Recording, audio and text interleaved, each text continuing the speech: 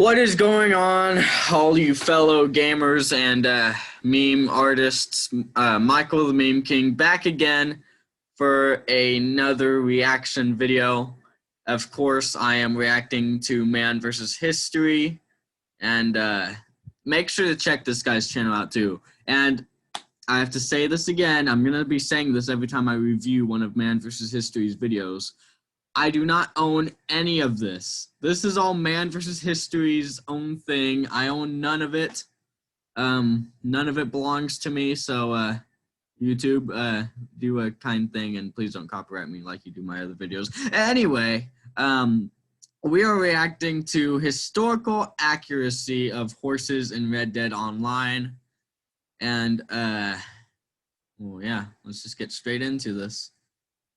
All right, many of you probably saw the video where I compared the 1898 Sears and Roebuck's catalog prices with the Red Dead Online prices, and there was this massive sort of disparity between the historical reality of what the prices were in 1898 and what Red Dead actually charges online. So this one I thought would be pretty fun to go back and to look particularly at the horses. So we're going to take a look here and we're going to see how far off or on these prices actually are. All right, we should probably start off with the largest historical inaccuracy, which is that you couldn't actually order horses from the Sears and Roebuck's catalog. So right there, that's out. But it was possible to order the Vigor's Horse Action Saddle, which is basically the same thing. Now what's great about this is that you can ride in your own room at your own convenience at only a small initial expenditure. No horse keep and no risk of accidents, though I think we all pretty much know that somebody surely took a header over the front of this thing. All right, now before we get going, I also have to issue a little bit of a historical disclaimer here. There's a lot of price fluctuation based on the quality of a horse's breeding, its coat, its size, its age, temperament, and its showing, jumping, or race history. And so all these things are going to affect a horse's value. So that said, each breed, though, tends to fit within a general range based on the available historical data from 1898. So to make the comparison to Red Dead Online easier, I simply calculated the historical range based off the available evidence, establishing a single average 1898 price point. Time to dive in. We're going to start with the thoroughbred because this really provides a good glimpse at sort of the complication involved with the process of coming up with these numbers. In an 1898 newspaper account about a horse auction in Lexington, Kentucky, some thoroughbreds sold for $5 to $10, while others went for $1,000. And in another auction, held a day later, a thoroughbred named Lissick sold for $7,000. But these prices are really the outliers, as newspapers specifically state that horses mentioned by name in those articles were only, quote, the best sales. Luckily, we can calculate out the number of thoroughbreds auctioned and the total income from the auctions to reach an average. So in the first auction, 107 thoroughbreds were sold for a total of $22,220. This averages out to about $208 per horse. In the second auction, 643 thoroughbreds were sold for a total of $124,805, averaging out to $194. So the historical average thoroughbred price in 1898 was about $200. Now Red Dead has 3 thoroughbreds, with 2 priced at $130 and the other being gold. Now we'll stick with the cash prices to keep things simple, which makes the average thoroughbred $130, which is actually a 35% mark down from the 1898 average. Don't tell Rockstar. Now moving on to the Western horses. And when I say Western horses, I'm talking about the Mustang, the Nakota, the Appaloosa, and the American Paint Horse. So the Nakota really isn't a racehorse in the sprint sense, but their stamina makes them great in endurance racing. So these horses were prized on the Great Plains by Native Americans, being used for work and warfare. Several of the Lakota and Northern Cheyenne war societies had a very strong preference for blue roan Nakotas, which is a very rare color. The Dakota idea of Wiopiata, the West, is this area of power that governs both storms and warfare. And the colors of the West were both black and blue, so they saw blue horses as part of this complex of entities and powers, so an ideal war horse. Now, as these were the most prized, one would think that they'd command the highest cost, but they don't. Instead, in the game, blue roan Nakotas are the exact same cost as white roan, which really wouldn't have been accurate, at least for Native Americans. As for the actual 1898 price, things get pretty convoluted. Now, when Sitting Bull surrendered at Fort Buford, North Dakota in 1881, his personal herd of Nakotas were confiscated and sold to the post traders. Now, while we don't know the exact price, we do know that the Nakotas were simply not perceived as rare or especially valuable. Now, according to the Nakota Horse Conservancy, quote, some people felt that the rough appearance, loud coat colors, and small size of the many Indian horses made them undesirable prospects for saddle stock. Many of them ended up on western ranches alongside other ponies such as Mustangs, paint horses, and Appaloosas, collectively called Western horses. In 1897, a Wyoming breeder began selling these horses to British polo players for between $45 and $100 a head. The smallest of these breeds was the Mustang, which averaged about 700 to 800 pounds. The Nakota was about 900 pounds, the American Paint was between 950 and 1200, the Appaloosa was the largest at about 950 to 1250 pounds. Now, historical data tends to show that taller, heavier, and more versatile horses commanded higher prices, excluding higher-end mounts like thoroughbreds or Arabians. So, for example, in a January 1899 New York Tribune classified section, an 800-pound horse is listed for $25. A 1,000-pound horse is listed for $50, and a 1,200-pound horse is listed for $100. Mind you, the breeds and the ages are unspecified here. But more evidence actually lies in U.S. government documents from 1898. Because in 1898, the United States went to war, the Spanish-American War, and they needed a lot of horses. So by scouring through these documents, we know that in early 1898, riding horses, which were overwhelmingly composed of these Western horses, were purchased for an average cost of $78, which fits precisely in our range. So with this data, Mustangs were likely the least expensive, around $50 a head. The large Nakota was likely around $60 a head, the American Paint was closer to $80, and the Appaloosa $90. The average Mustang price in Red Dead Online is $130, which is a 160% markup from the 1898 average. The average Nakota price in Red Dead is also $130, which is a 117% markup. The average American Paint horse price on Red Dead Online is $130 as well, which is a 62.5% markup. And last, the average Appaloosa price on Red Dead is also $130, which is a 30% markup. Now we're going to be moving on to draft horses, which would be like the Shire, the Suffolk Punch, and the Belgian. Now, thanks to the 1898 governmental records, we know that draft horses were purchased early in the year on average for $148 a head, but by mid-1898 they averaged only $125 a head. So if we average these numbers out, we get about $136. So the average Shire, Suffolk Punch, and Belgian price on Red Dead Online is $120. It's just 12% off of the 1898 average. So somebody at Rockstar definitely did their homework here. Well done. Now moving on to war horses, we're going to be looking at the Andalusians, Ardennes, and Hungarian half-breds. The Hungarian half-bred was a light draft horse bred for the Hungarian military. So while that might classify it as a war horse, it was rarely, if ever, actually ridden into battle. Furthermore, there's no evidence of this horse being in the American West ever, so he's getting skipped. Another war horse in Red Dead is the Ardennes, which can trace its origin back thousands of years. As for them being in the American West in 1898, I could find zero evidence for it. But even if they were, they wouldn't have been categorized as war horses. They would have been categorized as artillery horses or light draft horses, which were purchased by the U.S. Army for about $134 a head. Now, the average Ardennes price in Red Dead is $150, which again is just 12% markup. Now, don't get me wrong, that's very close, but it's likely just a coincidence here. As for Andalusians, if they were in the Americas, they were few and far between. Though Columbus requested Andalusians specifically for his journey to the New World, the Spanish government refused his request because it was believed that they wouldn't survive the journey. Instead, they sent a smaller, hardier breed of Spanish horse they called Iberian Sorayas. Certainly, some well-to-do Spaniards did bring their beloved Andalusians with them, but these seemed to be exceptionally rare.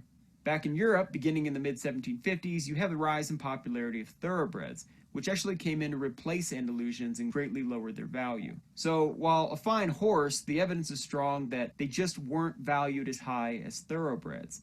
And in the book, This is the Spanish Horse, the author writes that by 1900, quote, the purebred Andalusian was not viewed favorably by breeders or the military, and their numbers decreased significantly. So we'll pause and we'll come back to them in just a bit. The real war horses of the American West would actually be Mustangs, Morgans, and American Standardbreds, the latter two being the two most common horses in later Civil War cavalry units. Now of the three, the American Standardbred was definitely the most expensive. In a January 1899 New York Tribune classified section, a Standardbred that could, quote, take a 5-foot hurdle, has won several races, and took the blue ribbon at the state fair, was listed with saddle and bridle for $250. In a February 1898 article in the New York Times, a Standardbred named Planet sold for $6,000. But in the multiple 1898 articles discussing large Standardbred auctions, the papers only made a point of mentioning those few horses sold for more than $200, which means that most Standardbreds sold below that number. In another newspaper article from 1898, the average coach horse cost around $125. Now, we can't say for sure that this $125 average horse is a Standardbred, but we do know that Standardbreds had the smoothest gait of all horses, which made them extremely popular horses to be coach horses. So I think the evidence is strong that the average 1898 Standardbred would have probably ranged between $125 and $135. So we're going to average it out to $130. As for Morgans in 1898, the most expensive sold at auction was named Rara Davis, who fetched $1,050. Yet most Morgans sold at the auction went for under $200. The fact that the article notes a Morgan sold for $250 and another for $230 as outliers indicates that the average price was likely far less. So given that evidence, I'd peg the average Morgan around $110. If we look at the government documents from the Spanish-American War, they state that the government purchased war horses, which they called cavalry horses, in early 1898 on average for $126 a head. But by mid-1898, they only averaged $100 a head. So averaging these numbers out, we get about $112, which fits perfectly within our estimated range. Now, as a side note, I speculate that the drop in the cost of cavalry horses between early and mid-1898 was due to the influx of cheap Mustangs, which we know from government documents were rounded up en masse and shipped to the cavalry. These Mustangs provided the number needed by the cavalry once supplies of Morgans and Standardbreds ran low, thereby dropping the average price per head. Now, coming back to the Andalusians, were there any in the American West in 1898? It's plausible, but they would have been exceptionally rare. But that doesn't necessarily translate to value. As we know, thoroughbreds in Europe were preferred over them, and they had even fallen from favor in the eyes of European breeders and militaries.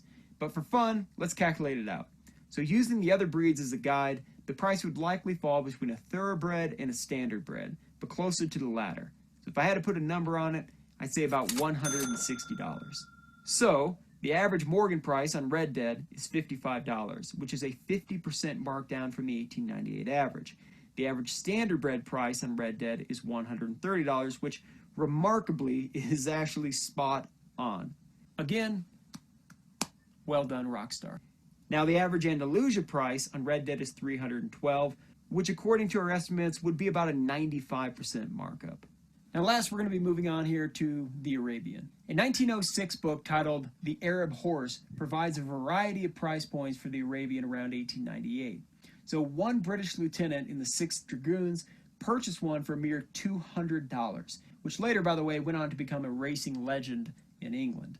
Another was purchased in Damascus by a Brit for $1,200, and a third was bought for $2,500. So averaging these purchases out, you get about $1,200 per Arabian. Now there's two Arabians available for a cash price in Red Dead. One is $250 and the other is $850. So these fall right in line with the historical prices, actually low if anything. When you average them out, you get $550, which is actually a 54% markdown from the 1898 average.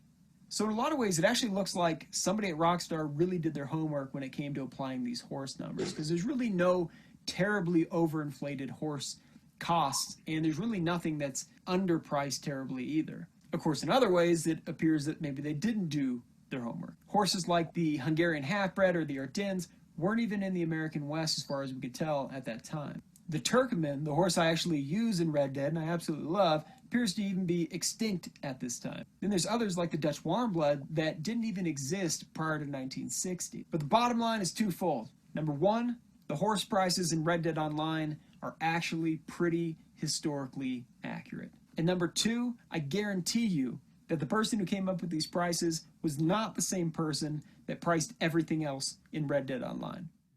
Hope you folks enjoyed the video. If there's something else that you want me to tackle in the future, let me know down in the comments. Please be sure to hit the like and subscribe before you go.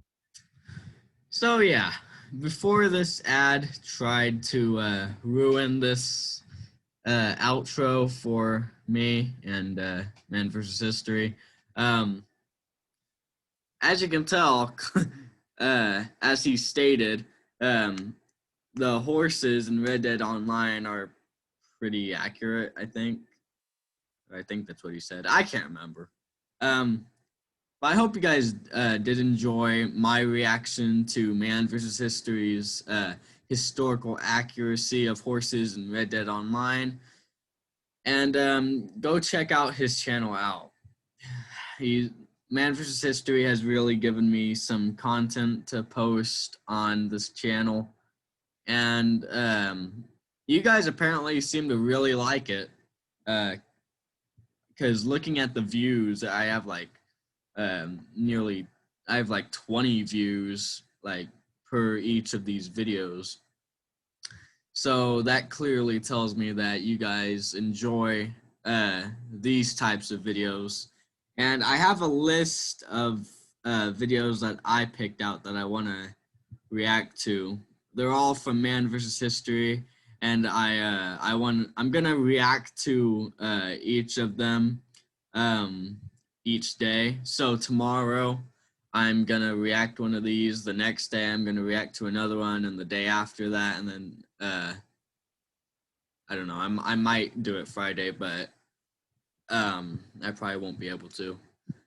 So I hope you guys did enjoy.